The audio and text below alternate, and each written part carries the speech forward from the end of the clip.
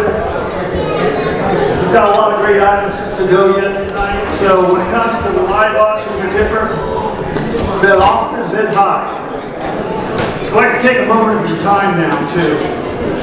Many of you travelers know that we lost a very important founder of the OSTA and the NTA recently, Art Scott. Not only was it important in our association, but he's also from our greatest generation. Before Art's passing, he was one of the last 200 GIs that stormed Omaha Beach on June 6, 1944. So let's take a moment of silence for his passing and for those who may have passed in the last year.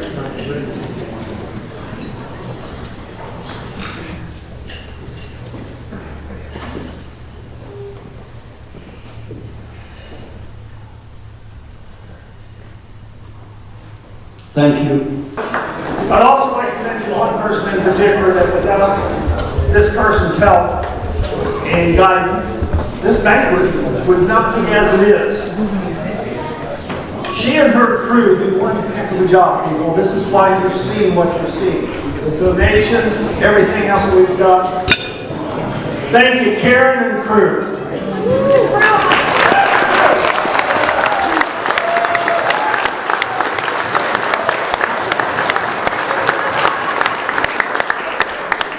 I'd like to recognize a couple of special guests we have here tonight.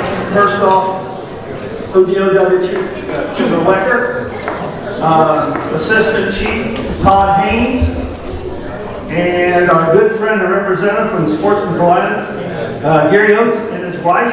Gary, back in the back.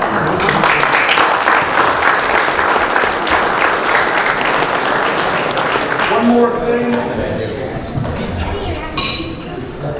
We do have two special speakers tonight. Mike Budson, former DOW chief, and Dave Lakehart. Would you gentlemen come forward, please? Right behind you.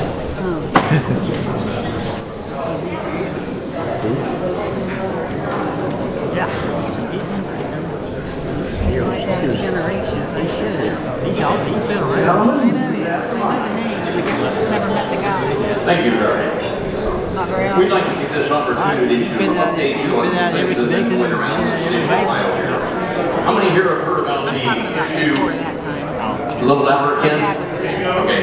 I try not to be too loud for the folks up front. You're kind of blasting them out too, so I apologize if it gets too loud here. Just, yeah, put your fingers in your ears. It'll be fine. And then in 20 years, you can be like me and hard of hearing. There is this issue that rose here in the state of Ohio called the right to hunt and fish. Yeah, got quiet, didn't it? Because it did not say anything about trapping. I think it was well intentioned on the part of some people, but it's obviously by not including us, I think it's a very bad piece of legislation that was trying to move forward to place this on the ballot here in the state of Ohio, allow people to vote on it. A ballot issue, a ballot initiative issue here in the state of Ohio is very expensive to get something to pass. Very difficult. It involves a lot of people, volunteers, and one group came out and said, hey, we want to do this without ever contacting other groups here in the state of Ohio. So we as trappers were one of the first people to say, hey, wait a minute, this might sound good, but why aren't we included? And one provision in that said specifically that hunting and angling would be the preferred means of wildlife management. Anybody here manage beaver by hunting or angling? So obviously we had some concerns. I've had a couple of meetings with the bill sponsor, the group that was pushing this, Teddy Roosevelt Foundation. I've had to talk with Lieutenant Governor's aide that was working on this issue, and again our message was, you're going about this all wrong. It probably doesn't mean that much anyway in a state like Ohio because we are a ballot initiative state. If we say one thing, if the antis want to come back a year later and put their own ballot initiative on, it could just turn it over that simply. So there was limited value to this, and the sports groups in Ohio were not included in this. So we had a lot of concerns. So Mike Budzik former chief here of the Division of Wildlife. He was involved in this as well. He helped make some of the contacts that I engaged with to try to show our concerns about this. And Mike, I'm going to let you talk a little bit about what's going on right now and where do you think this thing is? You handled it pretty well, but I'll just say this. If this thing moves forward, every sportsman in this room who hunts, fishes, or traps is going to be put on the defensive. You know, when you stop thinking about it, we got pretty good here in the hunt. It ain't perfect, but it's really pretty good. Like Dave said, nobody bothered to ask any major sportsman group in the state of Ohio. I work with probably 15 different statewide groups. Nobody was asked. Some legislator got the idea that they want to do this in Florida and Ohio at the same time. Folks, I'm telling you, this thing smells like yesterday's diapers. We don't want to be put behind the 8 ball. And that's exactly what this thing will do. It will protect you. It sounds good, believe me. I mean, this sounds like steak and potatoes. I want to tell you, if this thing moves forward, it could give us problems that we could only imagine to go with. For one thing, it doesn't offer any protection. It's a sound, it's going to make some legislator puff up like a big toad and think that, buddy, look what I'm doing for this sportsman. Everybody in this room and all our partners, we're going to be ones that's in the trenches, because if other groups want to say, well, let's go after dove hunting, for instance. We never did like that. Or let's go after the coyotes. Nobody cares about coyotes. We'll run a statewide referendum on that. If that referendum passes, that supersedes the referendum that the other guy that what this hunting, fishing, trap, or the hunting and fishing proposal does. So it does nothing. I urge you to do not support this legislation. We don't need it now. I don't think we need it in the future. That's all I really have to say about that. House Joint Resolution 5 was introduced, assigned to a committee. It was voted out of committee, so it is now on the floor of the House to have the Speaker decide whether or not to bring it up for discussion and a vote. Our hope at this point is one of the politically ways that you get rid of bad legislation is you just let it die without a vote. And I think the easiest solution for this one, to save a lot of face politically for the people that are involved with it, is just to let that thing quietly die. That's been our suggestion, and so far that appears what's happening. So we're working on that. I think Mike has something to add too. There was a meeting this week with the Lieutenant Governor, and there were a number of statewide organizations in that meeting, and we all sang the same tune. Let it die. We don't want it. It's not good for sportsmen.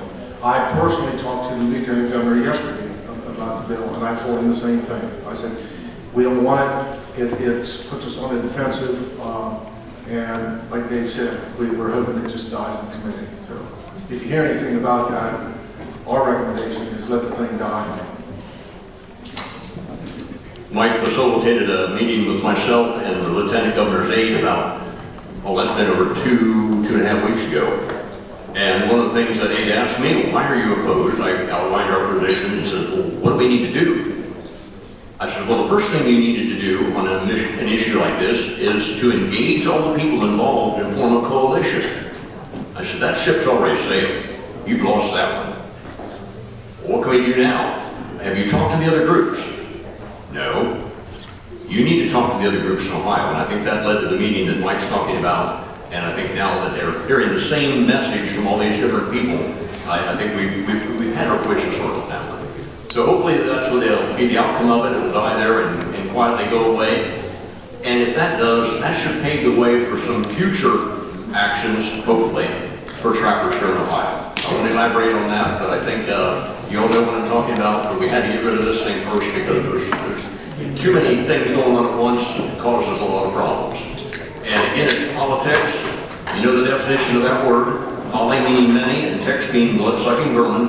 You know what I've been dealing with, what Mike has been dealing with here for the last several weeks, and it's not fun, but it's something that's needs to be done, and you know me, I'm not afraid to express my opinion on some of those to the right people, and hopefully we've got some people's attention, and this thing will go quietly. Any other questions on this? If you have any, you know my numbers in the book. What's the title of it? It's House Joint Resolution 5. So if you want to contact, right now it would be in the House. The Senate hasn't even considered this. And that's the other way you get rid of bad legislation. The Senate is more the body that blocks things.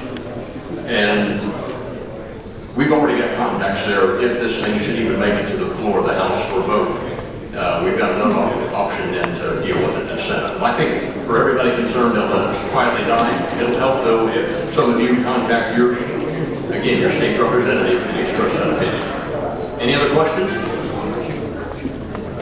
All right, enjoy your evening here. I think we got some more things planned. Karen, are we moving right into heads and tails?